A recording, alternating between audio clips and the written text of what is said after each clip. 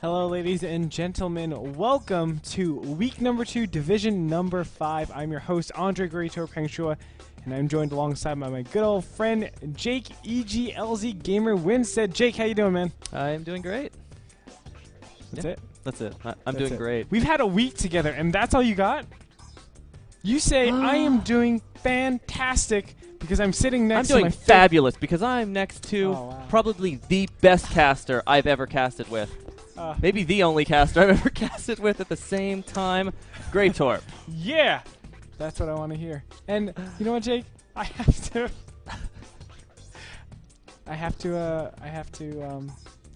agree with that. Yeah. I am the best caster in the world. But nevertheless, we have a great day in store for you. But first, let me go ahead and thank some people. First off, thank you everybody at home for tuning in. And most of all, for those people that really give us a lot of feedback and input, you could do that at support@nasl.tv. Again, a lot of people go ahead and email us in a lot of things that we could change, or maybe they think they like or don't like, or they think it's just okay. But all the things, the feedback is what we really need, and we thank everybody at home for doing that, because of course without you guys this wouldn't be the community project that it is. Also, a huge thanks to our sponsors, Azo and iBuyPower. Azo is our monitor sponsors, iBuyPower is our computers. And I do want to mention our new one, Kingston HyperX. Kingston HyperX, of course, really, really top quality memory.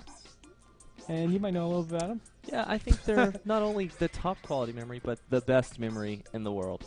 Yep. And they also sponsor the best teams in the world. Yeah. Boom. Evil Geniuses. What's up? Headshot. But nevertheless, you know what? Thank you sincerely to all those sponsors, and go check them out because they are supporting esports. They're finally getting into it. Well, Kingston's been in it for a while, but you know, these companies are starting to merge into the esports scene, really seeing this industry as a viable market. True. And it's so awesome to see that. It's so nice to be, you know, in the forefront of things, whether it's just living it or actually being a part of it, and seeing the growth of this industry, seeing it like this is the evolved chess, if you will, you know, because chess used to be so popular. It still is. It still is. Still has a following. Exactly. But you know what? I hope one day that Starcraft 2 will rise above that. How sick would that be? Nevertheless, let's go ahead and get into the matches for today. Today we have QXE versus Moman as match number 1. We have match number 2 as Puma versus TLO. Match number 3 is going to be Hasuops versus Demaga. That's going to be pretty sick. And last but not least, we have Tyler versus TT1. And these 4 players will be duking it out on the maps. So we have the Shattered Temple as map number 1. Map number 2 is going to be Zelnoc Caverns. And to finish things off, we have Crevasse. How you liking these maps today? Oh, I actually do really like this map pool. It has a good balance of micro-oriented maps while it still has that macro feel. Do you know what I love about it? It's that nostalgia feel to them. You know, everybody knows these maps. Everybody has played and trained on these maps, and you have to be very, very deliberate on, especially Crevasse. I really like. Yeah. Crevasse is a really deliberate map. Hopefully, we get to see some cool builds and plays coming out there. Let's go ahead and go into map number 1, the Shattered Temple. Probably one of the most macro facilitated maps. It's really easy to get into macro games on this map. Yeah, definitely. With that easy access third. With that backdoor rocks leading to that. Also, being defended by rocks as well also helps you grab that third earlier than normal. And then, you know, when you grab that base, it's so easy to get the 4th base, which is the gold expansion right outside. So it's really easy to grab those bases right off the bat and start that whole macro-oriented feel. Yep, I can't wait. I mean, Shattered Temple is actually one of my go-to maps that I love to play on, just because I can grab a quick third on like 70 supply. Yeah. You know, and it's just a ridiculous timing, and all of a sudden I'm producing all of these in TVZ. I can do something like mass turrets because I have excess amount of minerals. In TVP, I can just mass marines. Yeah. Why not? It's kind of a map that you could be very abusive on, I would say. Macro abusive. Like economic abusive. Yeah, economic abusive. Yes, and you know, we see some of these players today that will be that style. I know TT1 for sure is that type of player. Our second map is going to be Zelnoc Caverns, one of the oldest played maps right next to Metalopolis. Metalopolis has to be the oldest one, but Zelnoc Caverns definitely one of the older ones in here. It's oldie but goodie. You know what, Zelnoc Caverns, tell me a little about this, and especially how Zerg views this. Okay, well, I mean, a lot of Zergs dislike the map Mm-hmm. because it's a very wide open natural. So Zerg versus Terran, it's harder to stop Hellion harass, man. and harder to stop. Even bunker rushes are actually kind of hard to stop. Like No, 2-Rax play. They definitely are. There's spots on the map where like a bunker can have like 1 Marine behind it and it's walled off, and it's like, wait, I know exactly. why is this little doodad still on this map? Somebody needs to fix this. So, I mean, some Zergs dislike it. I personally don't have a problem with it. I think it's fine. I don't really like going for the gold, though, as Zerg, because it's expanding towards your opponent. And with the way Terran and Protoss love to play the map, where they push towards that gold, they take that center control. Yeah. It just makes it that much more difficult. I mean, it's interesting. If you take that gold as Zerg, you need to have something really, really prepared. Now, a lot of times we do see, not a lot of times, but sometimes we see here and there that someone will take the gold really, really, really fast as Zerg, and just prepare for some Zergling Roach sort of all-in. That very, very mineral-intensive composition. But if they're able to defend past that, it's very hard to continue there because it's just a huge liability for your... obviously for your base. So we'll see how these players play this out. I think Zelnoc Caverns still an oldie but goodie. I would love to see just matches that rely on that center control. Yeah. I think center control is so important in Zelnoc Caverns, but what a great second map. Yeah, I definitely think we're going to see those examples that you've thrown out there as well today.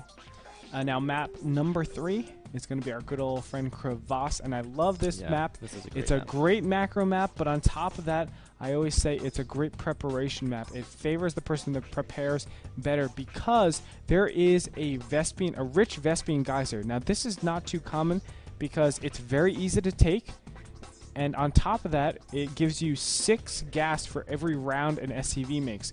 That allows you to actually operate with less SCVs going towards gas, more towards minerals, and it gives you an excess, just a different distribution of income.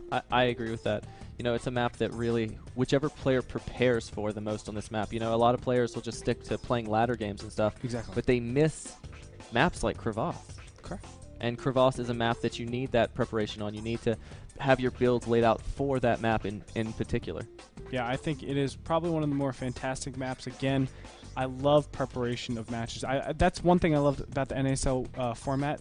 Players have a week to prepare for their matches. Yeah. And that's something we're really, really missing, I think, in the scenes, because now, you know, you can really say, okay, I'm going to concentrate on getting to, let's say, map 3. Once I get to map 3, I have a very clear plan of how I'm going to do this. I can even say, hey, I looked at 30 of your replays, LZ Gamer, and I know you do this trend on Crevasse. So I'm going to say, okay, why don't I go ahead and get a double command center before I get a barracks? Right. Something crazy that doesn't work theoretically, but because I studied you so much, it's going to kill you. Definitely. And that really helps. That also helps players that are the creativity type of players. You know, like Demaga. Like how many? Like he invented the Baneling bust, to be honest. Yeah, you know, and he comes up with these unique timing attacks and windows. So I'm expecting to see players really put in that time to come up with these builds, come up with these different variations for this league. Yep, I cannot wait, but let's go ahead without further ado and get into the matches in particular. At match number 4, we have our good old friends TT1 and Tyler. Liquid Tyler. A.k.a. Noni. That's Noni. how I always knew him. Of course, that's the same way you did. But he is Tyler in Starcraft 2. Now, Tyler from Team Liquid. The guy, I'm going to be completely honest, he's been slumping a little bit in Starcraft 2. It's really, really a shame to see that. He started out with a pretty good bang. He was, an innovator. He really, really innovated the Phoenixes in every single matchup. But as of late, his results haven't been characteristic of the skill level of that player. Yeah, I don't know what it is with Tyler. He was one of the best, if not the best, foreigner player in StarCraft Brood War. Yeah. And when it comes to StarCraft 2, I don't know if it's maybe he just didn't put near as much time as he used to, or something like that. But he is still such a good player, and he is, as you said, an innovator. So we can always expect to see maybe a new strategy come out of his sleeve or something like that. Yep, and I'm interested to see how he plays against someone like TT1, who is kind of unorthodox at times. TT1 from Fnatic MSI.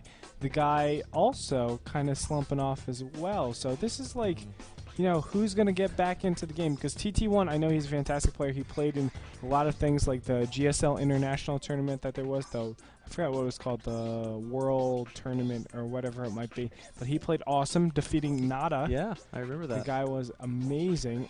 But you know what? Same with him. I mean, I know he's been very disappointed with his MLG runs, and I'm actually a close friend with him. It's really unfortunate, but I know both these players should be training hard for the NASL. I can't wait to see what's in store for us. Match number 3 is going to be none other than Demaga versus Hasuops, and I feel like this is going to be the marquee matchup of the day.